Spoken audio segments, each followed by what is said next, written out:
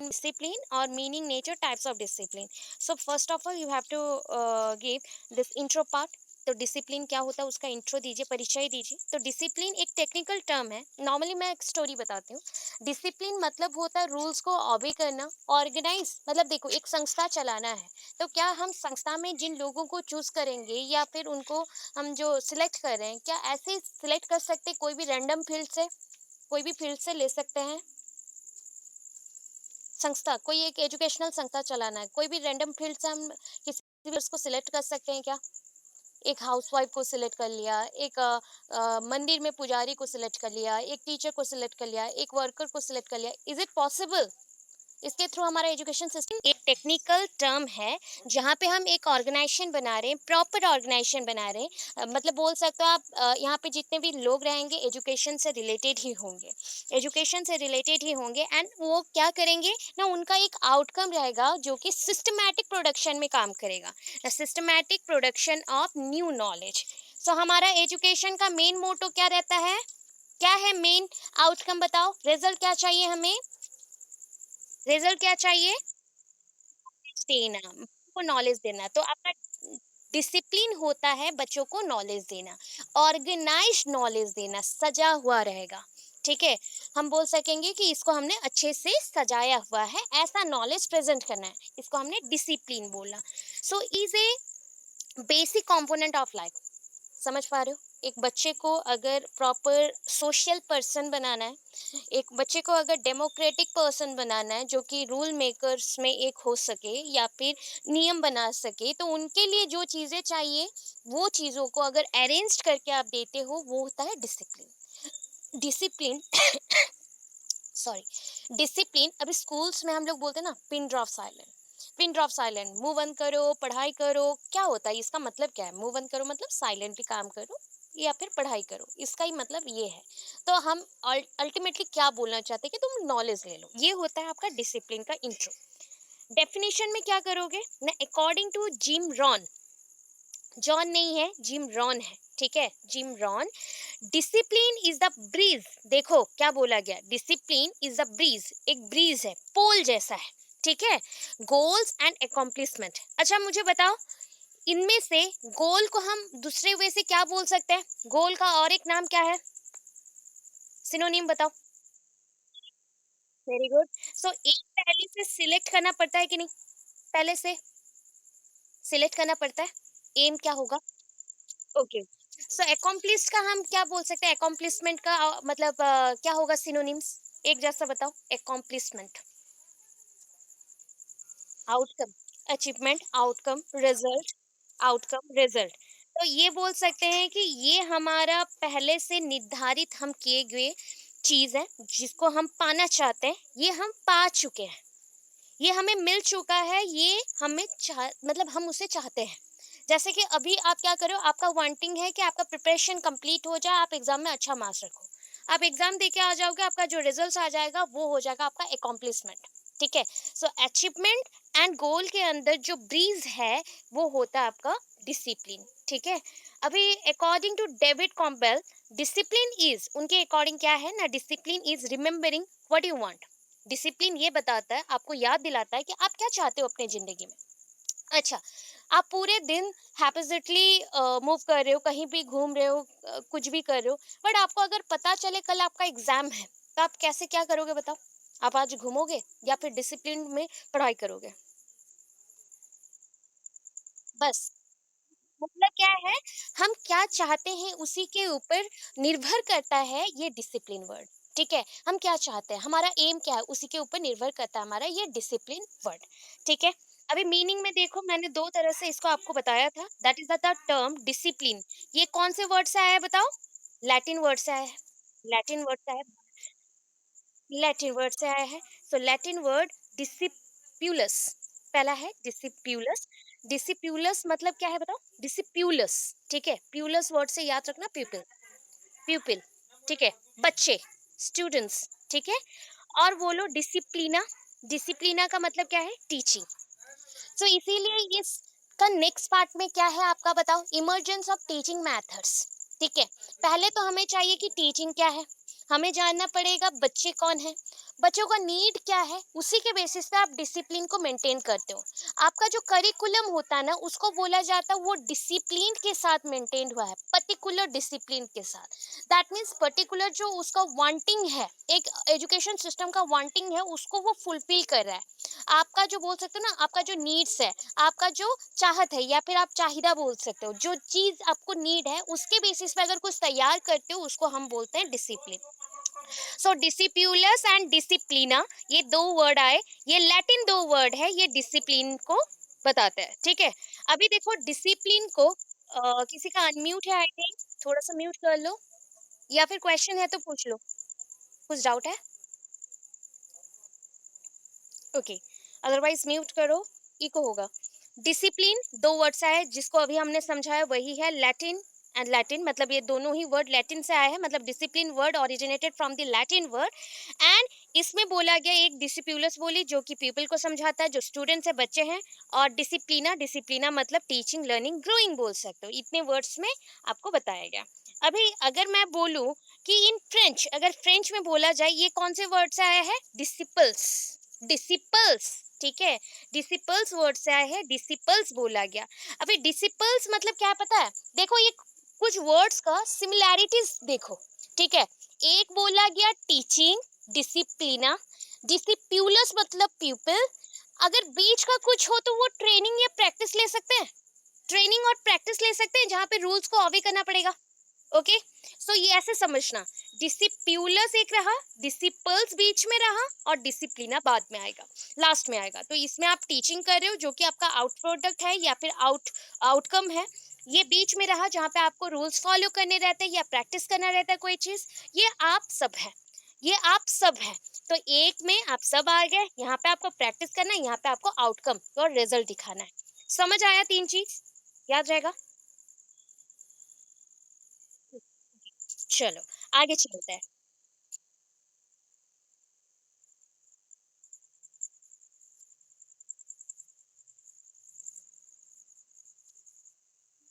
हाँ, ट्रेनिंग और follow the rule, और obey the rule, follow the rule और ऑबे द रूल।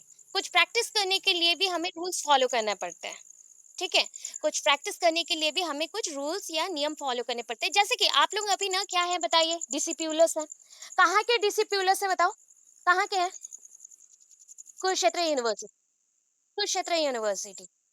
अच्छा, अभी कुरुक्षेत्र यूनिवर्सिटी के कुछ रूल रेगुलेशन होंगे, उसको फॉलो करना पड़ेगा, फॉलो करना पड़ेगा। That is the disciples. Admit card में जो मेंशन होता है, जो रूल को आप फॉलो करते हैं, वो डिसिपल्स है। उस डिसिपल्स को डिसिप्यूलस मतलब जो पीपल्स है वो फॉलो करेंगे, बच्चे फॉलो करेंगे। हमें जो भी जॉब चाहिए उसमें हमें कुछ डिसिप्लिन को फॉलो करना पड़ता है। यहाँ पे एक सेंस में अगर आप नॉर्मल सेंस में लेना चाहते हो, डिसिप्लिन मतलब नियम, नियम को मानना, अनुशासन, दैट इज अनुशासन, ठीक है। डिसिप्लिन यहाँ पे हम अनुशासन के तौर पे लेंगे, जिसको मानना पड़ता है, बाउंड है, ठीक है। चले, अभी देखो यहाँ पे कुछ पॉइंट मैंने मेंशन किया गया है कि मैरियम वेबस्टर डिक्शनरी के अकॉर्डिंग, मैरियम वेबस्टर डिक्शनरी के according, one that is placed under authority और कंट्रोल इज कॉल्ड सब्जेक्ट। देखो सब्जेक्ट का कोई एक बेस होता है कि नहीं? कोई भी एक सब्जेक्ट पकड़ो, उसका सिलेबस अलग है, सिलेबस अलग है। सो इसका कुछ कंट्रोल है ना, ये ऑथोरिटी और कंट्रोल में आ गया। ये करिकुलम के विद इन, करिकुलम, आज कलर चेंज करते हैं अदरवाइज आपको दिख भी नहीं रहा है। ओके, मैं रेड में लेती हूँ। ओके चलो, नहीं हुआ, कहाँ गया? Okay done. ये हम बोलते हैं करिकुलम, ठीक है। करिकुलम सबसे बड़ा है, ठीक है। थोड़ा सा म्यूट करिए प्लीज, मैं समझाती हूँ। करिकुलम, करिकुलम के विद इन आते हैं आपके different subjects, subject one, subject two, subject three, subject four, ऐसे करके बहुत सारे सब्जेक्ट्स आ रहे हैं। अभी ईच सब्जेक्ट्स के सिलेबस अलग है कि नहीं? सारे सिलेबस अलग होंगे। दैट मीन्स इसका कंट्रोल बॉडी सबके अलग है, कंट्रोल बॉडी इसका अलग है। आपके पास जितने भी सिलेबस हैं, उसका कंट्रोल बॉडी और ऑथोरिटी अलग अलग है। उसका मेन ऑथोरिटी करिकुलम है, और करिकुलम को कोई बोर्ड बनाता है। बट करिकुलम के विद इन जब सब्जेक्ट्स आते हैं, सब्जेक्ट्स बोला गया है, विषय बोले गए, बहुत सारे विषय बोले गए। तो अभी विषय जैसे एमाइल है, ठीक है, एमाइल का सिलेबस अलग है, तो उसका कंट्रोल उसके सिलेबस के पास है। मैथ्स का किताब आया या विषय आया, तो मैथ्स का किताब और विषय के लिए उसका सिलेबस अलग है, इंग्लिश का अलग है, हिंदी का अलग है और साइंस का अलग है, ज्योग्राफी, हिस्ट्री, ऐसे सो ऑन रहेगा। ठीक है, सो ऑथोरिटी और कंट्रोल जिसके अलग अलग हैं और उसको स्पेसिफाइड किया जाता है किसी के अंडर में, उसको हम सब्जेक्ट बोलते हैं। और इसी को ही हम एक नाम से बोल सकते हैं, एकेडमिक डिसिप्लिन। क्या बोल सकते हैं? Academic discipline. Academic discipline, okay, very good. Academic discipline तब क्या हो गया ना, an academic discipline is a branch of knowledge. देखो आपके सब्जेक्ट्स के अंदर भी नॉलेज है कि नहीं, है ना? सारे सब्जेक्ट्स का नॉलेज अलग अलग है। जस्ट लाइक आप बोलोगे कि चाइल्डहुड ग्रोइंग अप पढ़ा, तो वहां पे हमने पढ़ा कि एक बच्चे को बड़ा कैसे करना है, बच्चे को तैयार कैसे करना है, कैसे उसका ऑलराउंड डेवलपमेंट हो सके। बट उसके लिए जो किताबें चाहिए वो मेंशन हुआ अंडरस्टैंडिंग डिसिप्लिन में। ठीक है, एजुकेशन सिस्टम चाहिए, वो मेंशन हुआ कंटेम्प्रेरी में। अगर किस तरीके से एक टीचर को बनना पड़ेगा एक बच्चे के अकॉर्डिंग, साइकोलॉजी के अकॉर्डिंग, वो लर्निंग टीचिंग हो गया। अगर मैं बोलूं लास्ट में टीचर कैसे मेथड्स को यूज करेगा, तो वो आपका पेडागोजी हो गया। ऐसे सब्जेक्ट्स डिवाइड होते हैं और कौन से माध्यम से पढ़ाएगा वो आपको लैंग्वेज अक्रॉस करिकुलम है, इस अनुसार आपके सब्जेक्ट्स डिवाइड हुए हैं। तो सोचो, हर एक सब्जेक्ट का डेफिनाइट नॉलेज होता है। जब डेफिनाइट पॉइंट पे आ जाते हैं उसको एकेडमिक डिसिप्लिन बोला जाता है। एकेडमिक डिसिप्लिन बोला जाता है। एकेडमिक कैरियर आप लोग जानते हो ना, एकेडमिक कैरियर या फिर हम लोग बोलते हैं एकेडमिक ईयर, पढ़ने का साल आप पढ़ते हो, ये आपका सेशन है ना। ये एकेडमिक सेशन कौन सा वाला चल रहा है बताओ आपका, कौन सा वाला बैच हो आप लोग? 22। अच्छा, तो ये आपका चल रहा है, आपने क्या बोला, 21 और 22? अच्छा, 22 टू 24, तो ये आपका एकेडमिक सेशन हुआ, इसी को हम एकेडमिक ईयर बोल सकते हैं। अगर इसमें जो जो किताबें आपने फॉलो किया उसको एकेडमिक डिसिप्लिन बोला जाएगा। ठीक है, करिकुलम हर सब्जेक्ट्स का मूल ले लो पूरा, एंड एग्जामिनेशन सिस्टम को भी डाल दो, इवैल्यूएशन टेक्निक्स को भी डाल दो, ऑल टोटल प्रोग्राम्स को डाल दो, को करिकुलर एक्टिविटीज डाल दो, तब जाके आपका करिकुलम बनेगा। तो करिकुलम एक घर का छत है, तो रूम्स होंगे सब्जेक्ट्स। ठीक है, एक पूरे बिल्डिंग का अगर छत बोल दो तो वो करिकुलम है, बेस है, और उसके अंदर छोटे छोटे से जो रूम है वो सब्जेक्ट्स है। इतना याद रखना, उसे सब्जेक्ट्स को यहाँ पे एकेडमिक डिसिप्लिन बोला गया। कंफ्यूज नहीं होना है ज्यादा, थोड़ा बहुत डिफरेंस आता है हल्का फुल्का, क्योंकि एकेडमिक डिसिप्लिन हायर क्लासेस के लिए बहुत ही स्पेसिफाइड होता है, जैसे कि आपके लिए हमने अभी बोला। छोटे बच्चों के लिए वो मिक्सअप कैरेक्टर लेके आता है, बट आप लोगों के लिए थोड़ा सा हायर होता है। चलो आगे, बेसिक अप्रोच ऑफ डिसिप्लिन क्या है बताओ? बेसिक अप्रोच, तो ये बेसिक अप्रोच बोल रहा है कि हमें इंडिविजुअल गोल को पूरा करना है। इंडिविजुअल गोल मतलब हर एक इंसान का, आपको जो भी सब्जेक्ट्स दिया गया है उससे हर एक बच्चा का जो नीड है फुलफिल होगा या नहीं, बताओ, होगा? ओके, तो उसके लिए क्या चाहिए? एफर्ट्स, सेकंड चाहिए परफॉर्मेंस, थर्ड चाहिए ऑर्गेनाइजेशनल गोल। ऑर्गेनाइजेशनल गोल संस्थानीय, मतलब आपका जो संस्था है उसका संपूर्ण गोल बनेगा। पहले तो सारे लोग मिलके एफर्ट्स देंगे, परफॉर्मेंस करेंगे, उससे हमें ऑर्गेनाइजेशनल गोल मिलेगा।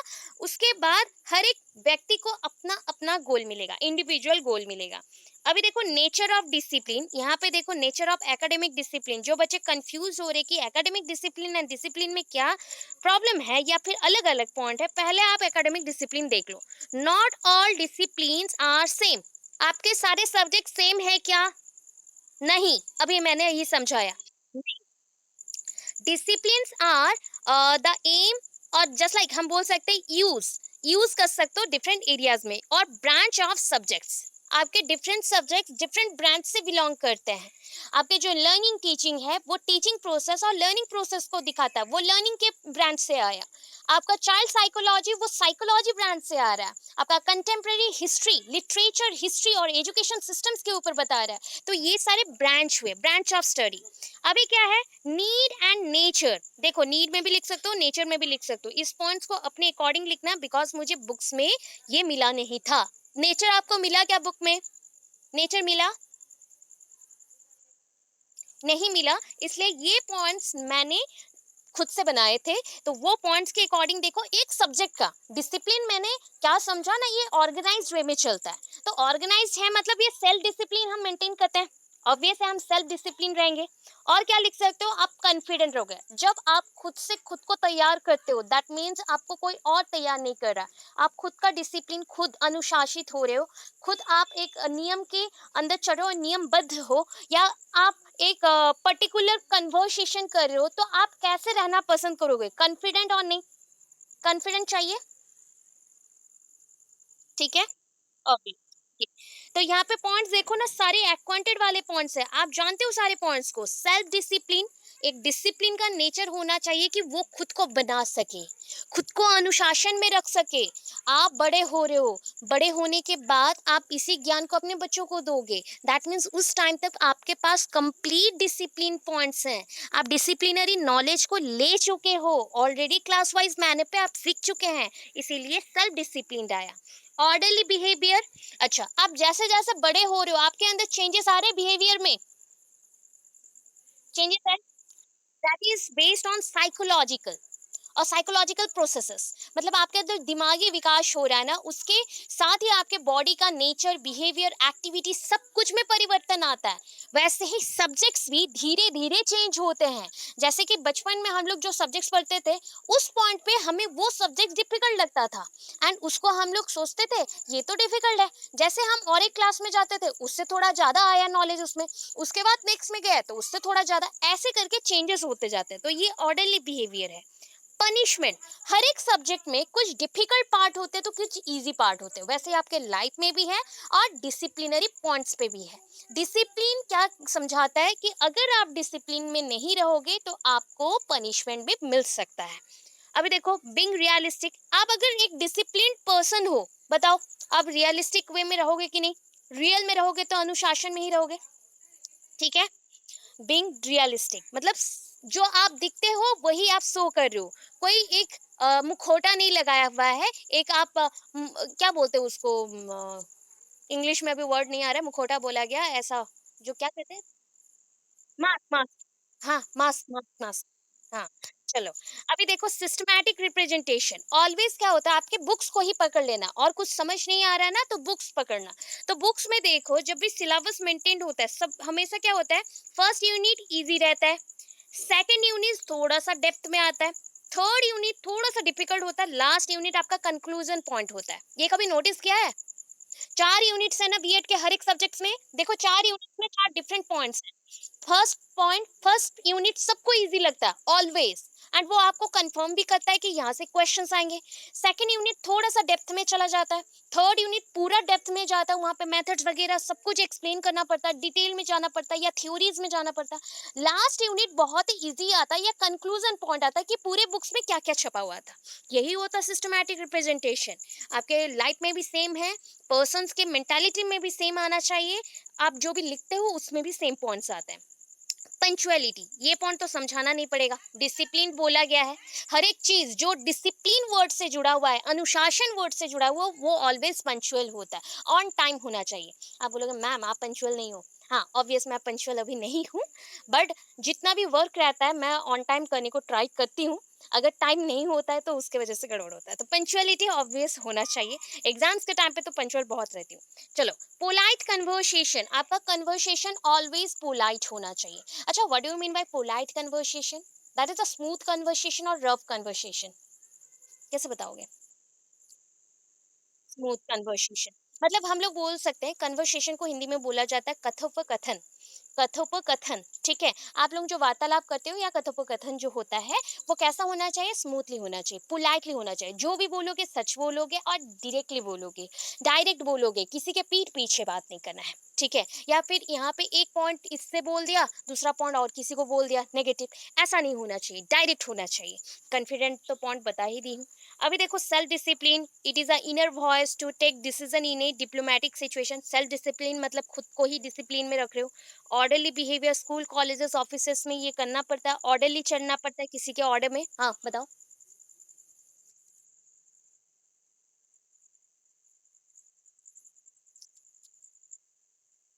एकेडमिक डिसिप्लिन, यस, नहीं, no need of change, same, both are same, both are same. Same points are mentioned only in both condition or both characteristics or under nature points. अगर characteristics भी आता है, suppose it should be mentioned as characteristics, then you have to write these points under this also. मतलब academic के nature हो या characteristics हो या needs हो, आपको तीनों में सेम ही पॉइंट्स लिखने हैं, सेम पॉइंट्स ही लिखने हैं. आप चाहो तो और भी मॉडिफाइड कर सकते हो, अपनी वर्ड्स के अकॉर्डिंग कुछ वर्ड्स डाल सकते हो, यहाँ पे कोई मार्क नहीं कटेंगे. ये आपको बता रहा है कि ये आपका सब्जेक्ट है, यहाँ पे आप कितना क्रिएटिव हो सकते हो ये अभी देखो. ठीक है, सब्जेक्ट का बेस समझो एंड अपने पॉइंट्स, अपने माइंड के जो भी ओन थिंकिंग है उसको डालो, बट अच्छे वर्ड्स होने चाहिए ताकि लोग अट्रैक्ट हो. ठीक है, ये सारे पॉइंट्स अभी एक्सप्लेन किया. ओके, तो यहाँ पे ना बहुत सारे सिस्टमैटिक रिप्रेजेंटेशन में कुछ क्वेश्चंस भी है. ही और she must be punctual, he और she must be obey the rules of their teacher, he और she must be try to correct the wrong things. तो ये जितने भी पॉइंट्स है बहुत ही सिंपल सिंपल पॉइंट्स थे, जहाँ पे आप कुछ भी एग्जाम्पल्स दे सकते हो. एंड ये कंडीशन कहाँ से आया बताओ? ये डिसिप्लिन थिंग इंसानों का ऑल राउंड डेवलपमेंट के लिए ट्राई करता है. क्या करता है? All round development. आपने एक चीज अगर नोटिस किया होगा, आपका सारे सब्जेक्ट्स में ये वर्ड सेम रहता है ना, एक मेरिट्स में ये लाइन सेम रहता है, all round development. All round development compulsory line है. ये आप यही सीख रहे हो कि हर एक सब्जेक्ट से ही बोल रहा है कि आपको बच्चों का ऑल राउंड डेवलपमेंट करना है. तो ऑल राउंड डेवलपमेंट के लिए जो जो छोटे छोटे से नीड्स होते हैं ना, उसके अंदर डिसिप्लिन एक सब्जेक्ट बन के आया है. ठीक है, चलो ये पॉइंट तो आप कर लोगे, मुझे पता है हो जाएगा ना पक्का. देखो, need same with nature points, same with nature points हो जाएगा ना कंप्लीट. चले हम नेक्स्ट. बोलो बोलो बोलो. क्या?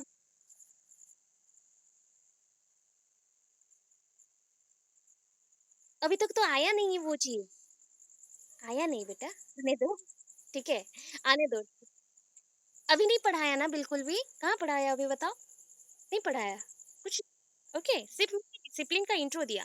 देखो अभी टाइप्स ऑफ डिसिप्लिन, बच्चों को ये माने चीजों में बहुत प्रॉब्लम होता है. ये जो आपका बुक है ना, ये बुक से ही लिया गया है, तो इसमें ना कंफ्यूजन मत हो जाओ. ठीक है, ये मैं कहाँ से लाऊंगी? और इवन आप अगर क्रोम में भी ढूंढोगे ना, ये मिलेगा नहीं आपको. ठीक है, प्रॉपर मिलेगा नहीं. तो यहाँ पे मैंने एक चार्ट बनाया. इस चार्ट को आप क्या करोगे, एक बड़े से पेज में बनाना. बड़े से पेज में मतलब आपका जो एग्जामिनेशन का सीट होगा, पूरा एक पेज लेना इस चार्ट को बनाने के लिए. मैं थोड़ा सा छोटा लिखी थी बिकॉज ये मेरे नोट्स हैं, मेरे खुद के टाइम का नोट्स है. ठीक है, तो इस वजह से ये हैंड राइटिंग और थोड़ा छोटा छोटा हो गया.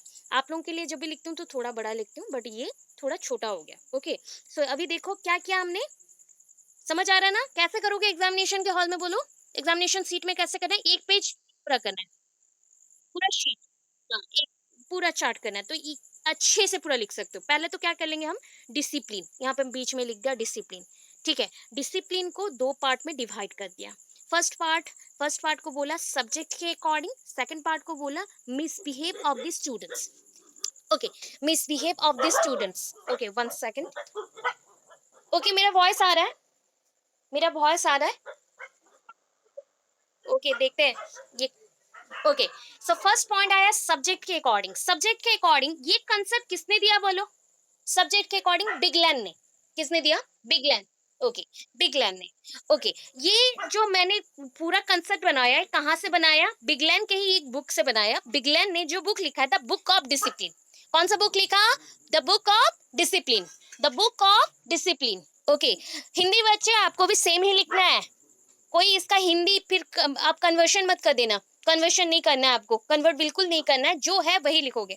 तो डिसिप्लिन को दो पार्ट में डिवाइड किया गया. फर्स्ट इज सब्जेक्ट अकॉर्डिंगली, और second one is the misbehave of the student. Students के व्यवहार जो वो गलत करते हैं ना, मिसबिहेव करते हैं, उसके अनुसार. अभी बिगलैन के बुक से इसको लिया गया था. हम पहले देखेंगे सब्जेक्ट के अकॉर्डिंग. तो सब्जेक्ट के अकॉर्डिंग अच्छे से देखना, आपको दिखता नहीं है तो मैं अच्छे से आपको प्रॉपरली दिखाती हूँ. तो पहले ना क्या किया गया ना, आपके सब्जेक्ट को दो पार्ट में डिवाइड किया गया. कौन से दो पार्ट में? Hard and soft. क्या बोला मैंने? Hard and soft.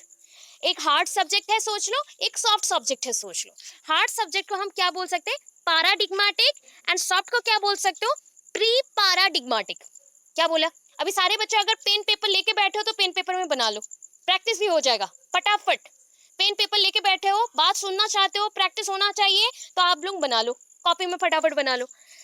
हमने क्या किया, बिगलैन के अकॉर्डिंग सब्जेक्ट को दो पार्ट में डिवाइड किया, हार्ड एंड सॉफ्ट, और हार्ड का दूसरा नाम है पैराडिग्मेटिक, सॉफ्ट का दूसरा नाम है प्री पैराडिग्मेटिक। प्री पैराडिग्मेटिक हो गया, याद रहेगा, पैराडिग्मेटिक प्री पैराडिग्मेटिक कंप्लीट। ओके, अभी देखो पैराडिग्मेटिक में हमने 3 पॉइंट को रखा, ठीक है। प्री पैराडिग्मेटिक में भी हमने 3 पॉइंट को रखा।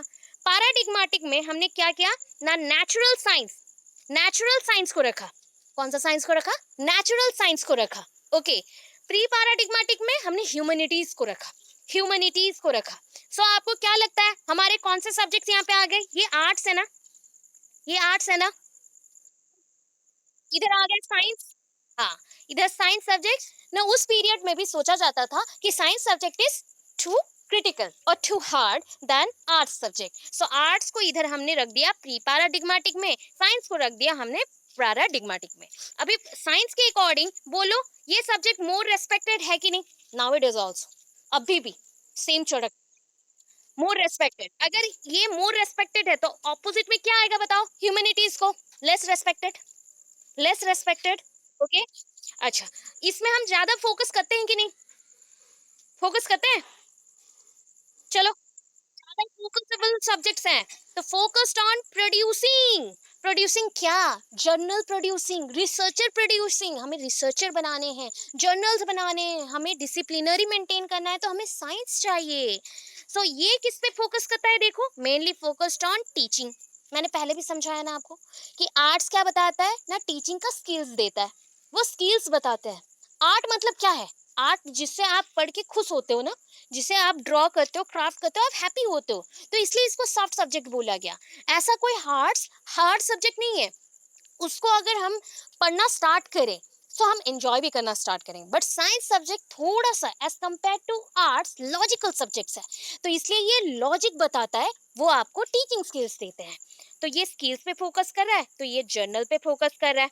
अभी बोलो, ये पोर्शन हो गया ना कंप्लीट, ऊपर का हो गया दो, पैराडिग्मेटिक प्री पैराडिग्मेटिक। ओके, अभी पेन वाला देख लो, ब्लू पेन वाला मार्क देख लो, यहाँ से मैंने और एक पार्ट लेके आया, यहाँ पे दो पोर्शन में इसको डिवाइड कर दिया। फर्स्ट वन क्या था, pure branch, and second one is applied branch. सुने हो कि नहीं, कॉलेज टाइम पे सुना होगा, pure and applied,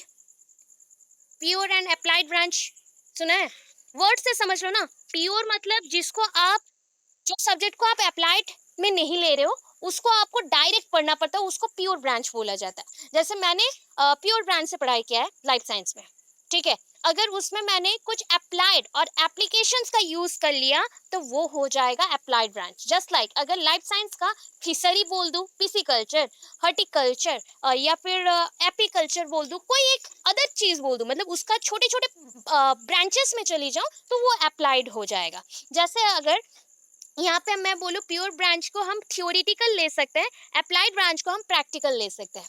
theory based हमारा प्योर ब्रांच है, अप्लाइड बेस्ड हमारा प्रैक्टिकल ब्रांच है। थ्योरी में एक एग्जांपल दिया गया मैथमेटिक्स, अप्लाइड में दिया गया इंजीनियरिंग, ओके, हो गया, हुआ कि नहीं कंप्लीट, जाऊं आगे जाऊं, ओके, ठीक है। अभी देखो यहाँ पे और भी हमने पार्ट्स निकाल लिए, ठीक है, क्या पार्ट्स है मैम, आपने ऐसा लिखा है हमें समझ ही नहीं आ रहा है।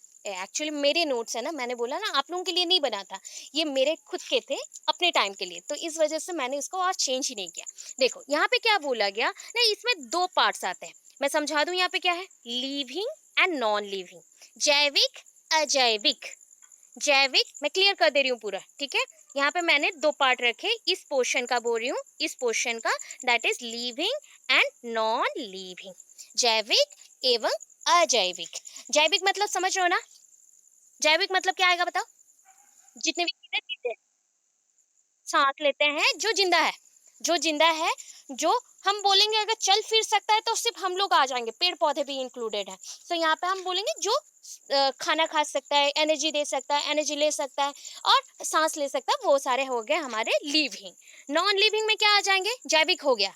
अजैविक क्या है, आपके सराउंडिंग में जितनी चीजें हैं जो मूव नहीं करते, जो चलते फिरते नहीं है, जो सांस नहीं लेते, जो ऐसे ही पड़े रहते हैं, बट उसका आप व्यवहार कर रहे हो या यूज कर रहे हो, तो that is called non living.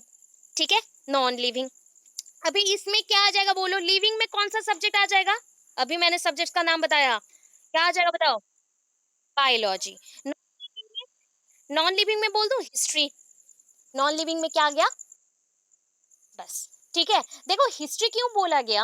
अगर बोलोगे मैम सोशल साइंस क्यों नहीं हुआ, अरे सोशल साइंस में सोशल वर्ड ही होता है लिविंग, बिकॉज हम लोग इन्वॉल्व है। ठीक है, अगर मैं बोल दूं हिस्ट्री, तो हिस्ट्री में सारे डेड थिंग्स होते हैं। सोचो जो इवेंट्स ऑलरेडी हो चुका है पास्ट में, जो पहले हो चुका है ना, तो उसको हिस्ट्री रखा है। जियोग्राफी क्या होता है? Geography one kind of research है। क्या है? वो बोलता है अर्थ के ऊपर कितनी चीजें हैं। ठीक है, तो जियोग्राफी में हम लोग वन्य जंतु के ऊपर भी पढ़ाई करते हैं कुछ जगह पे, नेशनल पार्क और जूस के ऊपर भी पढ़ाई करते हैं, इसलिए वो नहीं जाएगा। ठीक है, सिर्फ हिस्ट्री, सिर्फ हिस्ट्री जाएगा, हिस्ट्री जाएगा, बिकॉज वहां पे पास्ट इवेंट्स है ना, इसलिए पास्ट इवेंट्स जहाँ पे रहेंगे वो ही जाएगा नॉन लिविंग में। ठीक है, सब्जेक्ट्स के अकॉर्डिंग देखा अभी। अरे मैथ्स को यहाँ पे लिया ही नहीं गया ना, ये बिगलेन के अकॉर्डिंग सब्जेक्ट्स आ रहे हैं ना, बच्चा समझो, ये बिगलेन के अकॉर्डिंग सब्जेक्ट्स आ रहे हैं, ये मेरे अकॉर्डिंग डिविजन्स नहीं है। बिगलेन ने पहले ही प्योर ब्रांच में मैथमेटिक्स को रख दिया है। ठीक है, एंड नेचुरल साइंस का पार्ट होता है लिविंग नॉन लिविंग सारे, तो इसलिए यहाँ पे और डिवीजन नहीं होगा, वो बिगलेन का ही डिवीजन चल रहा है वन आफ्टर अनदर, ये 6 पार्ट्स में उन्होंने डिवाइड किया है एक के बाद एक। जो पहले आए वो हमारे क्या थे बताओ? paradigmatic and pre paradigmatic। Second में आए प्योर एंड अप्लाइड, थर्ड में आए लिविंग एंड नॉन लिविंग। इतने चीजों में उन्होंने डिवाइड किया एक के बाद एक। ठीक है, हो गया। ओके, अभी देखो यहाँ पे क्या बोला गया ना, मिसबिहेव ऑफ स्टूडेंट, स्टूडेंट के मिसबिहेव के अकॉर्डिंग क्या आएगा ना, प्रिवेंटिव, सपोर्टिव, करेक्टिव। वर्ड से क्या समझ रहे हो? प्रिवेंटिव। सो बोलो प्रिवेंटिव क्या होता है? प्रिवेंटिव क्या होता है? बचाना। वो, हाँ, अभी क्या है यहाँ पे, हम बच्चे को मोटिवेट करेंगे कि वो करिकुलम के अकॉर्डिंग जाए, वो जो गलत करना चाहता है या गलती उसके इंटरेस्ट के अकॉर्डिंग हो जा रहा है, तो उस चीज से हमें उसको बचाना है, दैट इज अ प्रिवेंटिव। एक टीचर के नाते सोचना कि आप बच्चों को प्रिवेंट कैसे करोगे, एक चीज से गलती से कैसे बचाओगे। सपोर्टिव, जो बच्चा सपोज असिस्ट, मतलब आप उसको गाइड करना चाहते हो, उसके मिसबिहेव को रोकने के लिए भी सपोर्ट करना पड़ता है, अदरवाइज वो सोचता है कि मुझे कोई सपोर्ट नहीं करता और गलती बढ़ जाता है, इसलिए वहां पे सपोर्ट करना पड़ता है। Last point corrective. करेक्टिव, आप जो बच्चे बहुत ज्यादा बदमाश होते हैं तो उनसे आप डायरेक्टली बात करते हो कि नहीं? डायरेक्टली जाते हैं, बातचीत करते हैं, डीलिंग करते हैं एंड प्राइवेटली डील करेंगे कि क्या हो रहा है तुम्हारे साथ, क्या प्रॉब्लम है, उसको हम गाइडेंस काउंसलिंग के पॉइंट ऑफ व्यू देख सकते हैं, तो दैट इज द करेक्टिव, सही करना, चीजों को सही करना है। ठीक है, हो गया। फर्स्ट क्वेश्चन हुआ कि नहीं हुआ? क्लियर? ओके, देखो सेकंड क्वेश्चन, देख लो अभी कौन सा बच्चा पूछ रहा था मैम करिकुलम के बारे में बता दो। करिकुलम अभी तक नहीं आया है, करिकुलम जब आएगा मैं पूरा बता दूंगी। ठीक है, डोंट वरी, आज नहीं तो कल के क्लास में तो हो ही जाएगा करिकुलम। ठीक है, आज देखो अभी second question, role of disciplinary knowledge in school curriculum. अभी आप बोलोगे क्या मैम 1.1 एंड 1.2 आपने बोला था मिला के लिखना है, तो क्या हम यहाँ पे कंप्लीट कर दे फर्स्ट क्वेश्चन को?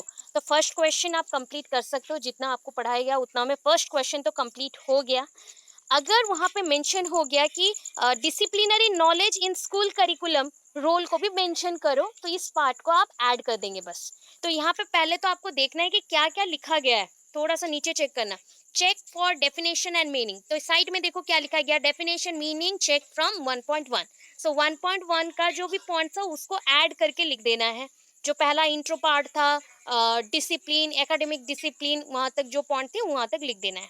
सो यहाँ पे देखो इंट्रोडक्शन में क्या मेंशन किया गया ना, इंट्रोडक्शन में मेंशन किया गया डिसिप्लिनरी मतलब क्या होता है, डिसिप्लिनरिटी आपने अभी तक पढ़ा, डिसिप्यूलस पढ़ा, डिसिपल्स पढ़ा, डिसिप्लिना पढ़ा, एक ही वर्ड का इतने सारे फ्रेंच एंड लैटिन मीनिंग में आपने पढ़ा। अभी सुनो डिसिप्लिनरिटी क्या होता है ना, डिसिप्लिनरिटी होता है means the salient curriculum which has basic grip on research knowledge development। ठीक है, ये तीन चीजों के ऊपर, मतलब यहाँ पे कौन सी चीजों के साथ जाना है बताओ, मतलब डिसिप्लिनरिटी मतलब क्या है? करिकुलम। डिसिप्लिनरिटी का मतलब क्या है? करिकुलम। हो गया क्लियर? डिसिप्लिनरिटी का मतलब है करिकुलम। तो करिकुलम किस चीजों पे सोचता है ना, नॉलेज डेवलपमेंट एंड रिसर्च। किन चीजों पे सोचता है, डायरेक्ट अगर मैं ऑब्जेक्टिव्स के अकॉर्डिंग बोलूँ तो डिटेल जाएगा, बट यहाँ पे अगर छोटे से पॉइंट में देखा जाए तो ये बोल रहा है ना, RKD, that is research knowledge development, इस 3 पॉइंट पे जाता है। ठीक है। अच्छा मैं बोलूँ, ये क्या कोई एक सब्जेक्ट है, करिकुलम आपका सब्जेक्ट है क्या? नहीं है। So it has vast branches, इसके ब्रांचेस ऑफ नॉलेज बहुत बड़े हैं, और ये 3 चीजों से बना हुआ है ना। फर्स्ट वन इज ह्यूमैनिटी, हम सारे यहाँ पे इन्वॉल्व हैं, हमारे मोरल वैल्यूज इन्वॉल्व हैं, उसी रूल्स को फॉलो करते हैं जो नियम सबने मिलके बनाया हुआ है। सोसाइटी सेकंड में आ गया, तो ह्यूमंस है तो सोसाइटी बनेंगे, और एक दूसरे के साथ हम क्यों कनेक्टेड है, नॉलेज लेने के लिए, नॉलेज लेने के लिए। तो ये 3 चीज आपके डिसिप्लिनरिटी का बेस है, डिसिप्लिनरिटी का बेस है। ठीक है। ह्यूमैनिटी मतलब हम सब, हमारा रिलेशनशिप, एक दूसरे के साथ जो संबंध है वो सब, उसके साथ हम जहाँ पे रहते हैं तो वो सोसाइटी है, और हम एक दूसरे से बातचीत क्यों करते हैं, नॉलेज लेने के लिए। सो यहाँ पे सोच सकते हो कि discipline is a part of success, discipline में अगर रहोगे तो आपको सक्सेस मिलेगा।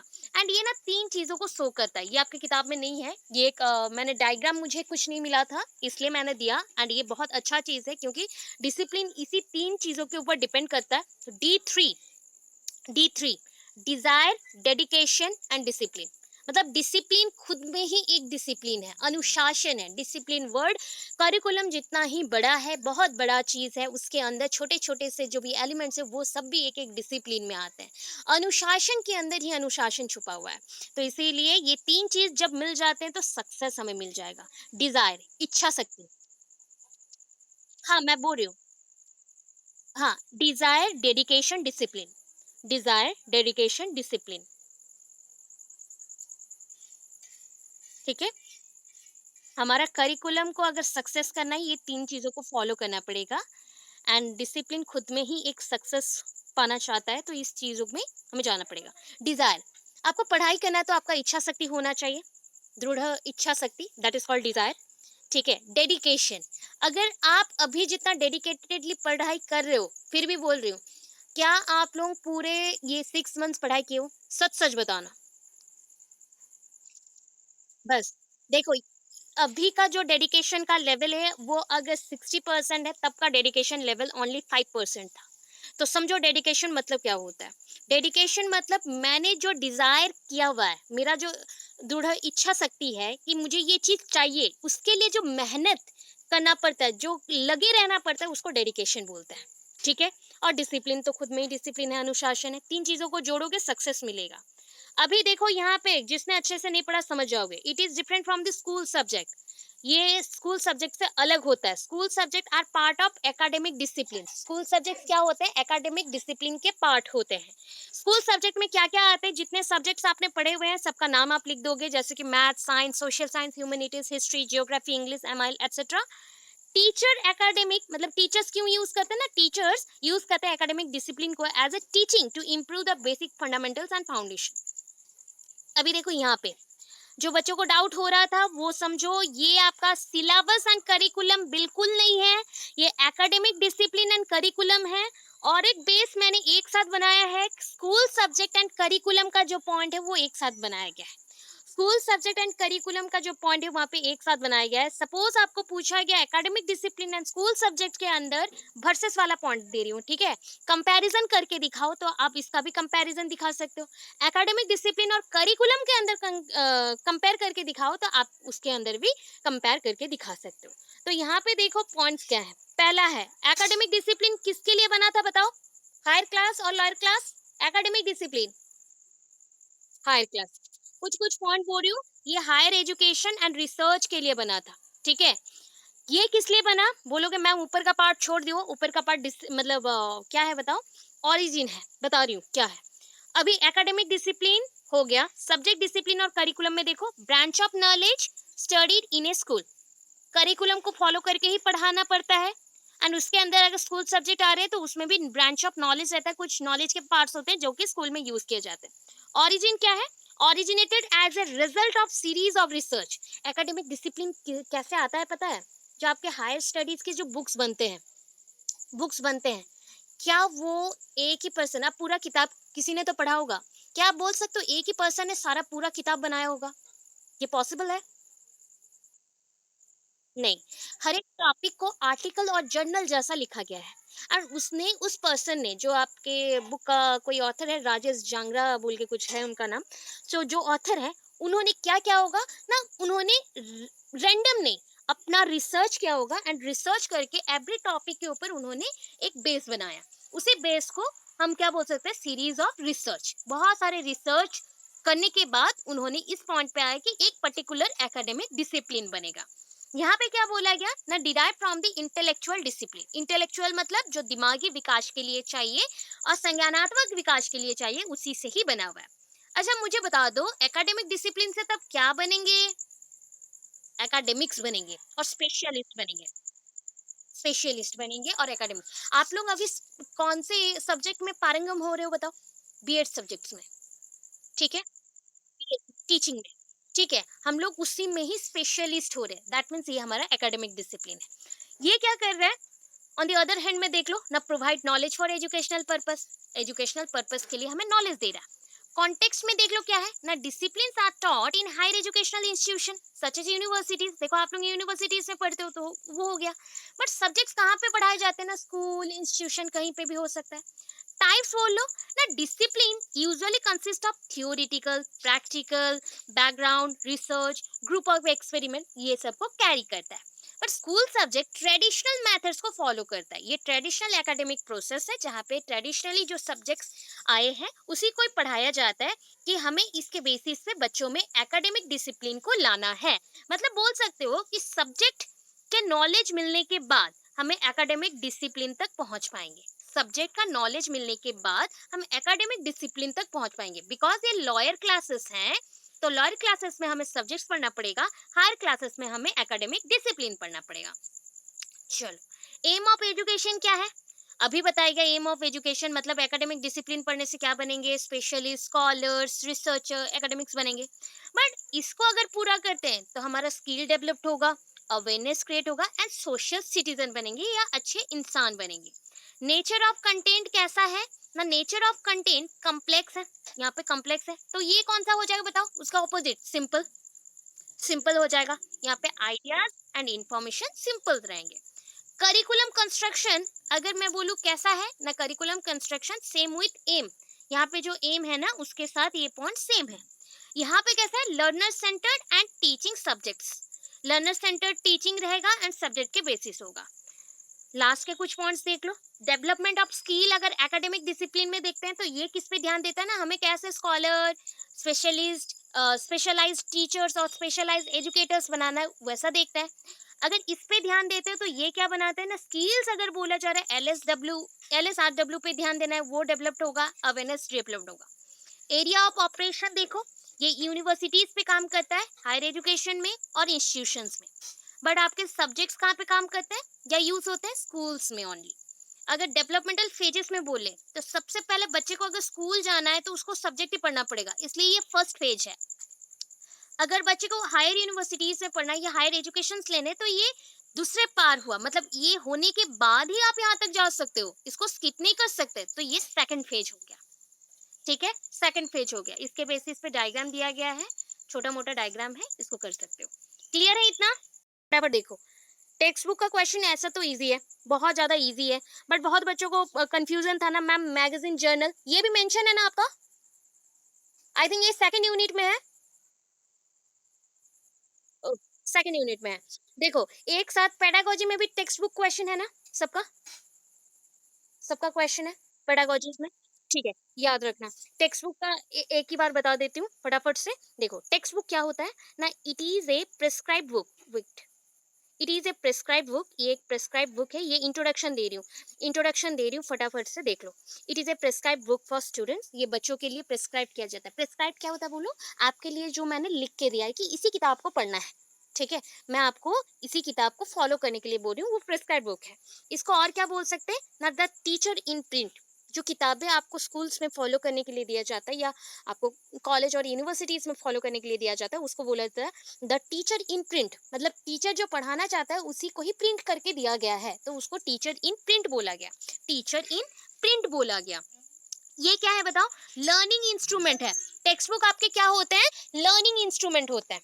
कौन सा इंस्ट्रूमेंट है? लर्निंग इंस्ट्रूमेंट है टेक्स्ट बुक। अगर कुछ उपाय ना मिले, लास्ट हम लोग क्या फॉलो करते हैं बताओ?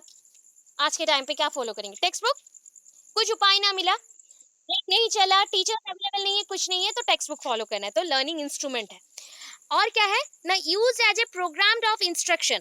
प्रोग्राम्ड ऑफ एक्शन मत लिख देना, प्रोग्राम्ड ऑफ इंस्ट्रक्शंस है। प्रोग्राम्ड ऑफ इंस्ट्रक्शन मतलब क्या है?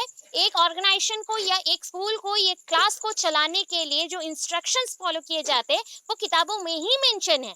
टीचर बस उसको फॉलो करके बच्चों को इंस्ट्रक्शंस देता है। जो भी मैं आपको पढ़ने के लिए बोलती हूँ या जो भी आपको सीखने के लिए बोलती हूँ वो आपके किताबों में ही मेंशन है, वो टेक्स्ट बुक हो गया। डेफिनेशन देखो फटाफट से, आज डेफिनेशन भी मेंशन क्या है? लेविस के अकॉर्डिंग एंड लैग्ने के अकॉर्डिंग। मेरे अकॉर्डिंग मत लिख देना, ठीक है? देखो मजाक किया, बट यहाँ पे बोलने का मतलब ये था कि मैंने जिस स्टाइल से लिखा है उसी स्टाइल में लिखोगे, बट अकॉर्डिंग टू ऐड करना है। क्या ऐड करना है? According to Lewis, according to लैग्ने, ठीक है? वो चीज यहाँ पे भूलना मत, मैं शॉर्टकट दे रही थी ना, इसीलिए ऐसा लिखा गया। तो according to Lewis, text book is the tool both for people and teacher. बोलो दोनों के लिए चाहिए कि नहीं? दोनों के लिए चाहिए कि नहीं? चाहिए। Okay. It is a standard book. आपका जो किताब है ना एक लेवल का है, वो क्लास 1 के लिए नहीं चलेगा, क्लास 10 के लिए नहीं चलेगा, आपके लिए ही है। तो ये स्टैंडर्ड बुक है for any particular branch of study. Any particular branch of study. आपका ब्रांच क्या है? बीएड ब्रांच है। बीएड ब्रांच में जो सब्जेक्ट्स चाहिए आप उसी को पढ़ रहे हो, ठीक है? अभी देखो मैं कुछ कैरेक्टरिस्टिक्स आपको मेंशन करूंगी, बट कैरेक्टरिस्टिक्स का प्रिंट यहाँ पे है, ठीक है? ये ब्लर है, ब्लर है। ब्लर का पॉइंट्स आपको मैं अभी बता देती हूँ, क्योंकि ये ब्लर कैसे हुआ पता नहीं, पिक्चर क्लियर नहीं आया। ठीक है, अभी के लिए मैं बता देती हूँ, इतना माइंड में तो फॉलो कर लोगे ना, आपके नोट्स में ऑलरेडी गिवन है, हो जाएगा ना? मैं बता दूँ तो मुंह पे कर लोगे ना? अच्छा चलो। अच्छा, बुक्स में क्या होना चाहिए? बुक्स क्लियर होने चाहिए। बुक्स का जो इलास्ट्रेशंस रहेगा और एक्सप्लेनेशंस रहेंगे वो क्लियर होना चाहिए। इलास्ट्रेशन और इलास्ट्रेट शुड बी क्लियर। अच्छा, बुक में जो भी इलास्ट्रेशंस और इंस्ट्रक्शंस होंगे वो स्टेप बाय स्टेप मैनर पे होना चाहिए। मतलब एक के बाद एक आप चूज करते हुए चलोगे, एक के बाद एक। पर्टिकुलरली एक बुक को रिवाइज करने के लिए आपके किताब में क्या होना चाहिए? एक्सरसाइजेस होने चाहिए, प्रिसाइज मैनर पे एक्सरसाइज होनी चाहिए, जहाँ पे आप उसको प्रैक्टिस करके सीख सको कि ओवरऑल आपने एक अध्याय से और एक पार्ट से क्या सीखा। देन क्या है ना, the subject matter of text books should provide new information. मतलब आपका जो टेक्स्ट बुक है वो ऑलवेज क्या करता है? न्यू इन्फॉर्मेशन को फॉलो करता है या फिर न्यू इन्फॉर्मेशन आपको देता है। जितने भी पुराने बुक पकड़ लो, आपने पहली बार अगर पकड़ा हुआ है या पहली बार पढ़ा हुआ है, उससे आपको कुछ नया इन्फॉर्मेशन जरूर मिलेगा। Learners are free from any discrimination. क्या बोलो, किताबों में डिस्क्रिमिनेशन होना चाहिए? ऑलरेडी पढ़ चुके हो, होना चाहिए? नहीं। तो जेंडर कास्ट के बेसिस पे हमारा किताब उस चीजों से, बायसनेस से परे होना चाहिए, मतलब उससे फ्री होना चाहिए। किताबें और कैसे होना चाहिए ना, किताबों में प्रैक्टिस के साथ साथ टेस्ट के लिए भी मटेरियल होना चाहिए। टेस्ट के लिए भी मटेरियल होना चाहिए ईच चैप्टर के एंडिंग में, ठीक है? किताबों में जो भी इंफॉर्मेशन होगा वो आपको एंड में लेसन्स को टोटल रिवाइज करने के लिए भी हेल्प करे। प्लस उसका जो बिब्लियोग्राफी है वहां से आप क्या सीखोगे ना, छोटे छोटे जो इंपॉर्टेंट वर्ड्स थे वो कहाँ से आए हैं या फिर उसका मतलब क्या है। द बुक और text book should cover whole syllabus. Yes yes yes. Bibliography मतलब होता है जो इम्पोर्टेंट रेफरेंस बुक्स होते हैं ना, जैसे, तो ये एक रेफरेंस वर्ड्स का ग्रुप बोला जाता है। ये सेट ऑफ रेफरेंस वर्ड्स और सेट ऑफ रेफरेंस बुक्स जहाँ पे मेंशन होता है उसको हम बिब्लियोग्राफी बोलते हैं, ठीक है? जैसे कि मैंने एक किताब बनाया, ठीक है? एक किताब बनाया, उसको मैंने बनाने के लिए कहाँ कहाँ से रिसोर्सेस कलेक्ट किए होंगे या सोर्स मटेरियल कलेक्ट किए होंगे। वो मटेरियल जहाँ से भी लिया हुआ है उसको हमने बिब्लियोग्राफी में सेट किया। अगर वो इम्पोर्टेंट वर्ड्स हो वो भी बिब्लियोग्राफी में रहेगा, इम्पोर्टेंट बुक्स का नाम हो या ऑथर का नाम हो वो भी बिब्लियोग्राफी में मेंशन होगा, ठीक है? वन टाइप ऑफ लिस्ट और रेफरेंस लिस्ट बोल सकते हो, reference list, not only list, reference list. हो जाएगा? कैरेक्टरिस्टिक्स हो जाएंगे? इतना समझ आया? ठीक है। एक पॉइंट और बोलती हूँ, आपको पढ़ना क्या नहीं है, मैगजीन्स के कैरेक्टर्स नहीं चाहिए, जर्नल्स के कैरेक्टरिस्टिक्स नहीं चाहिए, क्या करोगे? एक ट्रिक, शॉर्ट ट्रिक देती हूँ। जो टेक्स्ट बुक का कैरेक्टरिस्टिक्स पढ़ाया, टेक्स्ट बुक के जो भी स्टेप्स रहेंगे या फिर पॉइंट्स रहेंगे उसी को लिख देना। सिर्फ टेक्स्ट बुक के इंस्टेट में मैगजीन जर्नल लिखना, मैगजीन जर्नल लिखना, इतना काफी हो जाएगा। अभी देखो इसके एक्सपेक्ट क्या है। इसको ना दो पार्ट में डिवाइड किया गया है, ये ऐसे नहीं समझेंगे, इसको पहले समझो, पहले इसको समझो ना। Qualities of a good text book, एक टेक्स्ट बुक मतलब अच्छा टेक्स्ट बुक का क्वालिटीज क्या क्या होना चाहिए ना, दो टाइप के क्वालिटीज होने चाहिए। एक होता है इंटरनल क्वालिटीज, तो एक होता है एक्सटर्नल क्वालिटीज। अभी बताओ इंटरनल मतलब क्या है, किताबों के अंदर जो छुपा हुआ है, दैट इज अंतर्निहित, ठीक है, अंदर जो है। तो उसको एक्सटर्नल मतलब बाहर, बाहर से जो दिख रहा है, बाहर से हमें क्या क्या दिखता है, उसका कवर कैसा है, उसका क्वालिटी, पेपर क्वालिटी कैसे है, उसका बाइंडिंग कैसा है, उसका प्रिंटिंग कैसा है, उसका कॉस्ट कितना है, एंड जो ऑथर्स हैं, ऑथर के नाम के नीचे मेंशन होता है MA B.Ed M.Ed M.Phil, ऐसा मेंशन होता है माँ। दैट मीन्स वो क्वालिफाइड ऑथर्स हैं कि नहीं, मतलब जो ऑथर्स या राइटर्स लिख रहे हैं वो कितने पढ़े लिखे हैं और योग्य है कि नहीं, ठीक है। ये एक्सटर्नल है, जो बाहर से दिखता है। किताब को पकड़ोगे तो जो बाहर से दिखेगा वो सारे पॉइंट्स आ जाएंगे एक्सटर्नल में। इंटरनल में क्या आते हैं ना, बेस्ड ऑन साइकोलॉजिकल प्रिंसिपल। तो आप एक एज ए राइटर क्या सोचते हो, एक विचार रखते हो, आपका विचार झलकता है आपकी किताबों में। मेरे राइटिंग्स, अच्छा मेरे राइटिंग्स मेरे नॉलेज के बारे में बताएंगे कि नहीं, बताओ। मेरे राइटिंग्स, बस यही चीज है। तो इसीलिए बोला गया ये साइकोलॉजिकल प्रिंसिपल है। मैं जो सोचती हूँ, मेरा सोच आप लोगों से अलग है कि नहीं, मतलब नहीं ऐसे नहीं सोचो, सारे लोगों का जो सोच होता है सबका अलग अलग होता है कि नहीं। मैंने ये एग्जांपल मेरा दिया आपको, पर्सन टू पर्सन वैरी करता है, इसीलिए तो ये इंडिविजुअल डिफरेंस है। इसीलिए साइकोलॉजिकल प्रिंसिपल आया, इसीलिए आपका childhood and growing up book आया, ठीक है, कि लोग अलग अलग हैं तो उनका सोच, उनका विचार, उनका प्रैक्टिस। देखो मैंने आपको इतने शॉर्टकट सिखाए थे, पहले भी सिखाए थे, अभी तक किसी ने ट्राई नहीं किया था, थोड़ा बहुत ट्राई किया था। इसके बाद आपको और बेस्ड मतलब बेसिकली आइडियाज मिल गए। तो ये होता है कि साइकोलॉजिकल प्रिंसिपल सबके अलग होते हैं, कहाँ से कैसे लिखना है। एक मुझसे भी बहुत बेहतर लिख सकता है तो एक मुझसे भी थोड़ा कम लिख सकता है, ऐसे वेरी करते हैं लोग। तो ये किताबों में ही झलकते हैं। कंटेंट एंड मटेरियल, ये तो सबके अलग अलग होते हैं। Plus illustration and diagrams, illustration मतलब एग्जाम्पल्स एंड डायग्राम मतलब उसको समझाने के लिए जो भी हम पिक्चराइजेशन करते हैं या पिक्चर्स को लगाते हैं। वोकाबुलरी मतलब यहाँ पे वर्ड्स और लैंग्वेज दोनों को ही लोगे। इसी पॉइंट्स को अभी हमने डिवाइड कर दिया दो पार्ट में, that is physical aspect and academic aspect. Physical aspect and academic aspect. Physical aspect मतलब क्या है बताओ, फिजिकल बोला गया, फिजिकल आउटलुक, बोलो बाहर, बाहर एक्सटर्नल, एक्शन, ठीक है। अभी जो एक्सटर्नल क्वालिटीज पढ़े ना वही है, देखो वही वही चीज मेंशन है। तो आप यहाँ पे फिजिकल एस्पेक्ट अगर भूल जाओ तो एक्सटर्नल क्वालिटीज लिख देना। बट एकेडमिक में क्या आता है ना, एकेडमिक मतलब होता है उसका नॉलेज, उसका थीम, उसका जो मैन्युफैक्चर है, मतलब कैसे बनाया गया, कौन पब्लिश किया, उसमें लैंग्वेज क्या है, उसमें विजुअल एड्स और पिक्चर्स क्या लगे हैं, टेक्सचुअल एक्सरसाइजेस क्या है, choice of content, structure of content, categorisation of content, मतलब एक चीज को भाग किया गया, तोड़ा गया, उसको फिर से सब टॉपिक्स में तोड़ा गया, सब टॉपिक के सब टॉपिक्स बनाएंगे, छोटे से छोटे पार्ट तक हम जा रहे हैं, तो वो सारी चीज एकेडमिक पार्ट में रहते हैं। मतलब इसका स्ट्रक्चर से लेके अंदर जो भी पोर्शन है उसको एकेडमिक में रखा गया। तो ऊपर वाला क्या है एक्सटर्नल, तो नीचे वाला क्या हो जाएगा बताओ, इंटरनल, बस।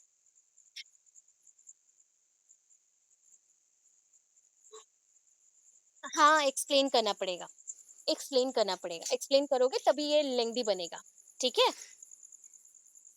चलो, अच्छा अभी देखो types of text book, types of text book आपको एनसीईआरटी में भी मिल जाएंगे, एनसीईआरटी में। मैं फिर भी बोल देती हूँ टाइप्स ऑफ टेक्स्ट बुक, कितने टाइप्स के बुक्स देखे हो बताओ, अभी छोटा बड़ा साइज में मत बताना, कितने टाइप के ऐसे में बुक्स देखो। रेफरेंस बुक होते हैं, टेक्स्ट बुक होते हैं, वर्ड बुक होते हैं, अभी ऑडियो बुक्स आए हैं, ठीक है। ये सारे बुक्स के पैटर्न्स हैं, ये अलग अलग टाइप की किताबें हैं, ठीक है। स्टोरी बुक्स हैं, नॉवेल्स हैं, उसके बाद और मैगजीन्स, जर्नल्स, ये सारे, एनसाइक्लोपीडिया भी हो रही है। हाँ, बस इतना मैं मेंशन करना है। कैरेक्टर्स वहाँ पे आपको दिखा दिया, स्कोप भी कैरेक्टरिस्टिक्स के जैसा ही है। स्कोप मतलब यहाँ पे नीड के बेसिस पे आपको किताबें क्यों चाहिए, तो ऑलरेडी आपको पता है कि किताबें हमें क्यों चाहिए, किस किस बेसिस पे यूज हो सकता है, कंक्लूजन आप दे दोगे। अभी ये सारे पॉइंट्स आप मैगज़ीन जर्नल्स में भी लिख सकते हो, सिर्फ़ वर्ड को चेंज करना है, टेक्स्ट बुक की जगह पे मैगज़ीन और जर्नल लिखना है, इफ आया। एंड ये शॉर्ट क्वेश्चन में आया ही तो तभी लिखना मैगज़ीन जर्नल का, अदरवाइज़ नहीं लिखना। मैगज़ीन क्या है? बताओ मैगज़ीन क्या है? जानते हो?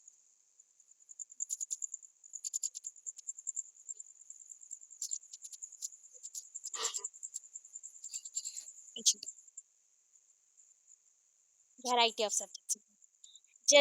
आपने जो पॉइंट्स बोला, हाँ, बस ठीक है। आप जो बोले कि जर्नल, ये भी एक जर्नल है, ये भी एक जर्नल है, ठीक है? ये भी एक जर्नल है, ये भी एक जर्नल है, कोई प्रॉब्लम नहीं है। बट ये ग्रुप ऑफ जर्नल्स है। क्या है?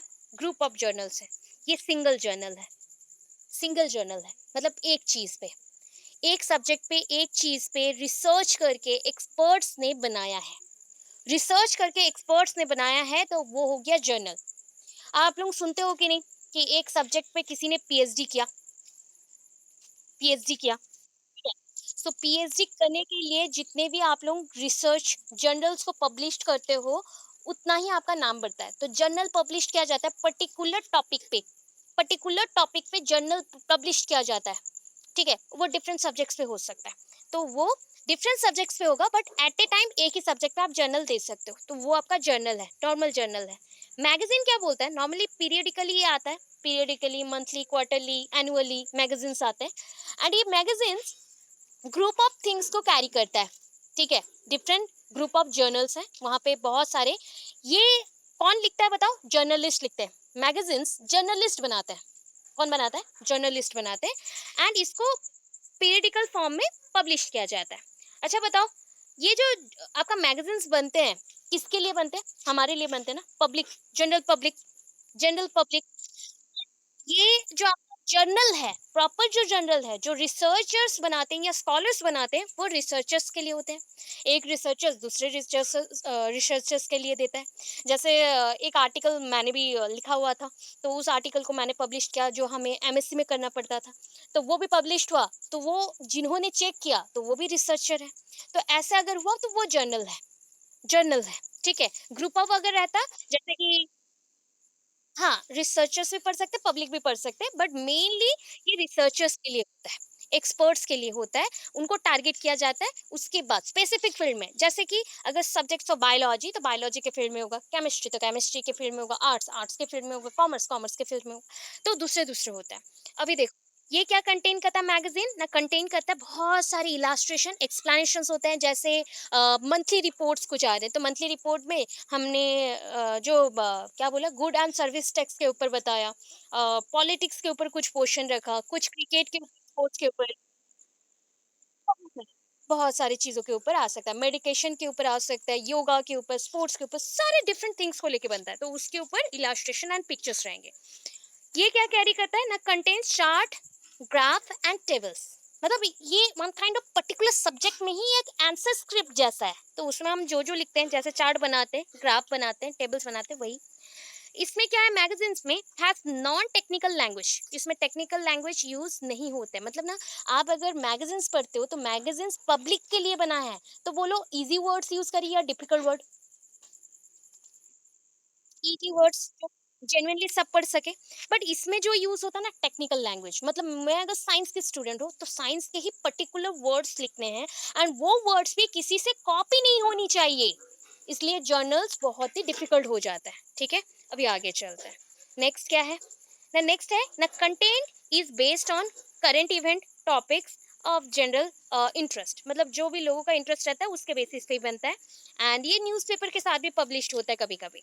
इसमें क्या होता है ना, content is based on news and research, and ये कौन लिखता है ना, ये जर्नलिस्ट जितने हैं वो लिखते हैं, ये इसे कौन लिखता है ना, रिसर्चर्स एंड एक्सपर्ट्स लिखते हैं, रिसर्चर्स एंड एक्सपर्ट्स लिखते हैं, ओके?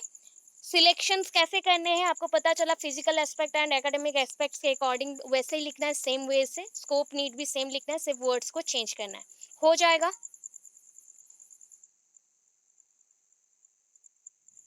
जर्नलिस्ट नहीं लिखते हैं, लिखते हैं, बट उनमें भी हायर जर्नलिस्ट जो लिखते हैं ना, वही सबको लिया जाता है। मतलब देखोगे, न्यूज़पेपर जो बनाते हैं वो अलग मेंबर्स हैं, अलग राइटर्स होते हैं, और जो न्यूज़ कलेक्ट करते हैं वो अलग है। जो न्यूज़ बनाते हैं उनको स्पेशलिस्ट बोला जाता है, वो भी वन काइंड ऑफ स्कॉलर्स और रिसर्चर्स हैं, एक्सपर्ट्स होते हैं, ठीक है? ओके, हो जाता है ना? हुँ, हुँ, हुँ, हुँ, बस, बस, पब्लिश होता है। हाँ,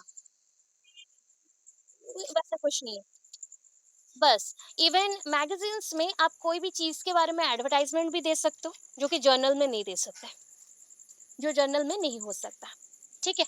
ये सारी चीज़ है, ये इतना हो जाएगा, ये सुन लो, ओके, 9:30 तो हो गया है, बट मैं फिर भी आपको दिखा देती हूँ क्योंकि कल का क्लास बहुत इम्पोर्टेंट है, देखो।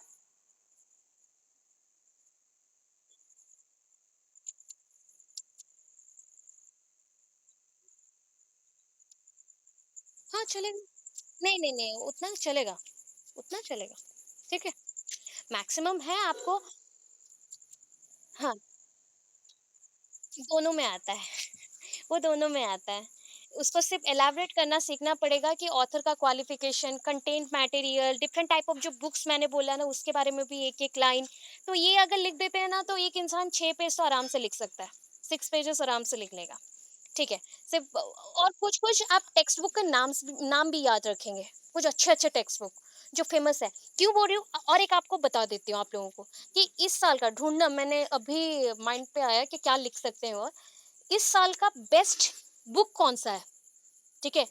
2023 का बेस्ट बुक कौन-सा है? वर्ल्ड का बेस्ट बुक, इंडिया का बेस्ट बुक, ठीक है? ये 2 लास्ट में ऐड करिएगा, बहुत हाइलाइट करके लिख के आइएगा, मार्क्स अच्छा मिलेंगे, ठीक है? होगा? याद रहेगा? ओके, हाँ, क्या बोले? मुझे आपका वॉइस नहीं आया, 2 पर्सन्स किसी का ओपन है आई थिंक। हाँ, बोलिए, अगेन बोलिए।